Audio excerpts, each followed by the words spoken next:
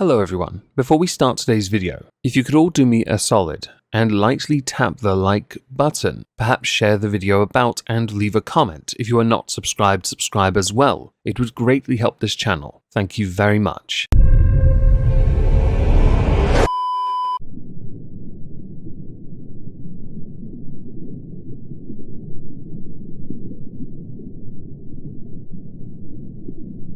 Well, isn't this just fantastic?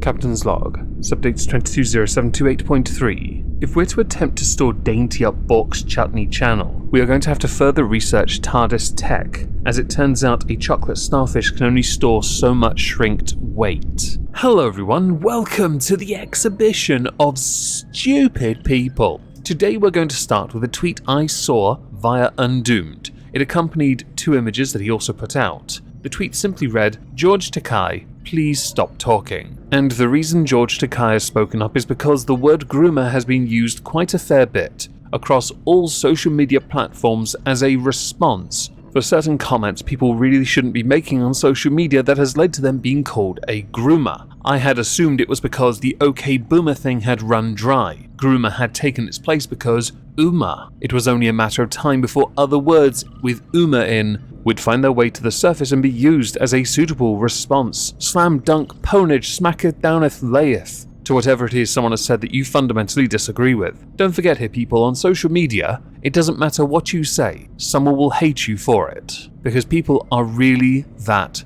pathetic. According to the website QWERTY, George Takei has the perfect response to right-wing grooming hysteria. With debates around school textbooks and the passing of the Don't Say Gay bill in Florida, some on the far right are increasingly accusing members of the LGBTQ community of wanting to groom children. When you see children performing in drag bars and getting tips for it from daddy, when you see children twerking at pride parades and having a gaggle of people around them cheering them on, when you see drag queens reading or performing to children, there might be a point to this. There may well be a very good point to this, because a lot of that can be argued to be highly inappropriate. Highly inappropriate. This disgusting dog whistle of a claim conflates LGBTQ rights with, well, a taste for younger blood. Using the term grooming to discuss LGBTQ issues in the school curriculum also detracts from the serious issue of those people who actually do target and touch children. Now, there's a point here, because many believe some of this acceptable behavior is akin to grooming. It is quite a debatable subject depending on where you are. It's very hard to say all of America because your states alone are so vastly different culturally. So it really does have to be state by state. George Takei's response though is really interesting. George Takei tweeted, "They groomed me to be heterosexual, you know. It didn't change a thing. Still gay as a rainbow sprinkle covered cupcake." Something about what George Takei has said is quite fascinating, but he also followed up with a second tweet. "The only things gay grooming will ever do to a straight child will be better hygiene and more desirability from the other sex." I like that you acknowledged other sex. You didn't acknowledge non-binary. This is hate speech. Oh my. Under that, there was further discussion concerning Michigan State Senator Mallory McMorrow and a Republican colleague who had accused her of grooming, which led to Joe Biden and her having a phone call, and that what you do, what it means for the soul of the nation, republic. Again, you really can't talk about an issue like this on such a grand level in the greatest democracy of all, when a lot of what people are espousing does not work in the vast majority of the country. Sorry, republic. Now with what Undoomed tweeted, there was a second image, and it's what makes things really interesting. And it's that at the age of 13, George Takei says he lost his virginity to an attractive man. I don't think that's what it is. I really don't. Because you're responding to the grooming claims when you yourself, I don't think you understand. Okay. Confusion intensifies. If you want to be a voice on certain subjects like this, please make sure that you, George Takei, have a leg to stand on. At the age of 85, you want to make the most of those legs you stand on, and perhaps don't use it on one where you don't have a leg to stand on, because this doesn't make you look good in the slightest, and I think you know this. you yourself a victim of this, and that is what it is. You may look at it differently now at the ripe old age of 21 with your many, many anniversaries, 64th anniversary of your 21st birthday. But when you have been on the receiving end of something like that, to blindly champion something else, it doesn't make you look good. So, perhaps Undoomed had a point. In this instance, though, I will defer to every single one of you, as to whether or not Undoomed is right or not.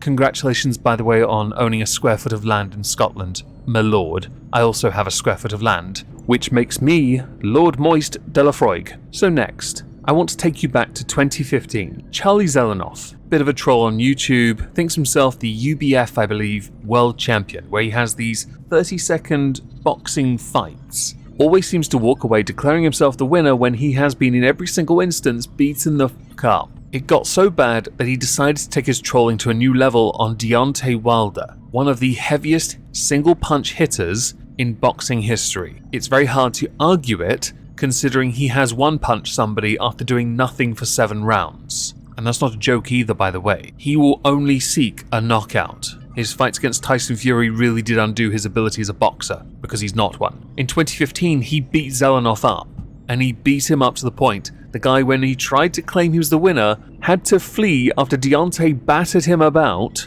and he still thought himself the winner, and people had to hold Deontay back. With this all in mind, I want to talk about Sonny Edwards. Sonny Edwards is a flyweight and super flyweight boxer. He has held the IBF flyweight title since 2021. He is the younger brother to Charlie Edwards, who himself, world champion. He is ranked, Sonny, as the world's best active flyweight currently, which is fantastic because Sonny Edwards is a very likable man. Apparently though, someone out there does not like Sonny Edwards, and I can't find out why. A Twitter user called Fab Tanga challenged him to a fight. He spent £110 on a train ticket from London to Sheffield before he took to Twitter to post a photo of himself stood outside Sonny Edwards' gym. Sonny then said, "YOLO swag fam, let's have this." So he drove to the gym with his 2 children in the back of his car, with Sonny saying in a video posted from his car on the way to the gym, "I'm on the way right now. Don't go anywhere, you little effing helmet." With Tanga tweeting, "I don't fight in front of children. What hell is that, a joke? What the F he have in his brain? Mold?" Edwards then decided, nah.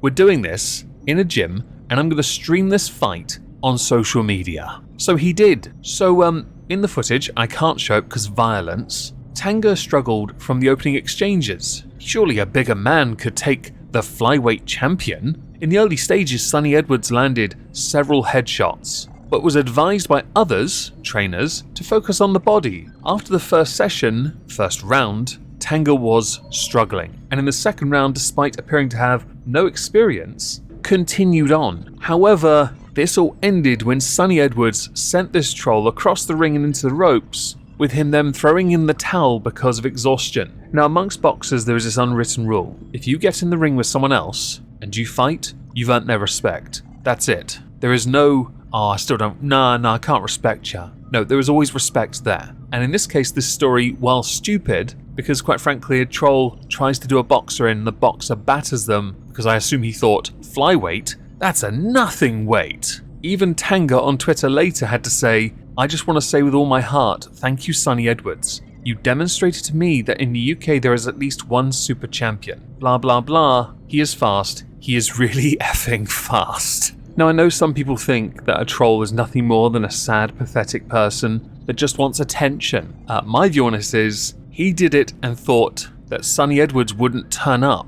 His tweets proved that. And what happens? Well, Sonny Edwards was bored and had a bit of free time on his hands. And apparently Sonny Edwards takes this very seriously, which I think's good. It shows that he's willing to stand up to people who are that stupid, go to him, chat shit, get banged, that kind of thing. I think it's stupid though, because someone wrote a check that they couldn't cash, and because you spent money trying to call someone a coward. What an absolute melt. And since we're in the area of sport, to the final subject, we're going to talk about black racism, something I had never heard of as that term, that is. Uncle Tom I've heard of, in other words, but not black racism until 2 days ago, courtesy of one of the greatest runners in American history, Michael Johnson. Michael Johnson is accused of black racism after questioning Nigerian athlete Tobi Amusan's time when she obliterated the 100-meter hurdles world record, as huge numbers of athletes recorded personal bests at the World Championships. Tobi Amusan's world record, which has been declared valid, completed the event in 12.12 seconds, beating Kendra Harrison's 2016 world record by 0.08 seconds at the World Athletics Championships in Oregon. Michael Johnson took to Twitter after seeing how many athletes looked shocked at their own times, with him writing, "I don't believe 100 hurdle times are correct. World record broken by 0.08, 12 personal bests set, 5 national records set, and Cindy Sember, quote, after her personal best national record, I thought I was running slow. All athletes look shocked. Heat 2, we were first shown winning time of 12.53. Few seconds later it shows 12.43. Rounding down by 0.01 is normal, 0.1 is not. Fans on social media, though, are not best impressed, with some saying, Michael Johnson, are you naturally this dumb, or do you have to put in effort? Why don't you channel your energy to recovering from your stroke, you black racist? Tobi Amusan is a world record holder and there's nothing you can do about that. Others. The US 4x400 meter team that had Michael Johnson was stripped of the Sydney 2000 Olympic gold medal because Antonio Pettigrew confessed that he doped during the competition. The Nigerian team was eventually awarded the gold medal. Do you understand his bitterness now? Dagoon, don't go there, Mike. Don't do the elitist thing again. A Nigerian breaks the record and there's a problem? You about to feel the anger if 200 million Nigerians. Drons, this is just pathetic. He can't live with the fact that someone who ain't American has a new world record. Cry more. Richard Anderson, did you question the record when an American break the record? Hashtag go one side. Michael Johnson saw all this and wrote, the level of dumbassery coming across my feed right now is truly staggering. As a commentator, my job is to comment. In questioning the times of 28 athletes, not one athlete, by wondering if the timing system malfunctioned, I was attacked, accused of racism,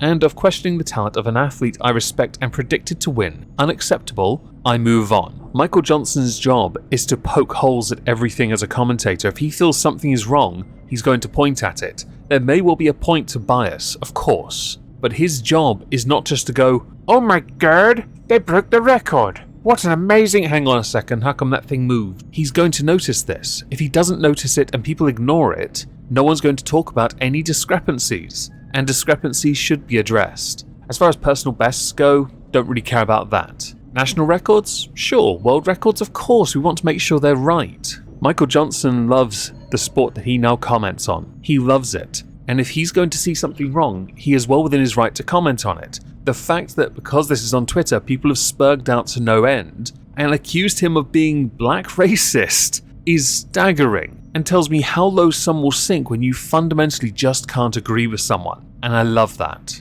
It's always nice to see this kind of crap, because this kind of crap reminds me that you really can't win on Twitter, ever, even if you're right. And you're proven right, demonstrably right, unequivocally right. It's kind of tragic. So as we reach the end of the video, I'd like to know what you think. Please do let me know in the comments down below. As a final thing, if you'd like to help me support the channel, support me in my endeavors to get my log home up and running, there's a coffee link in the pinned comment down below. Thank you.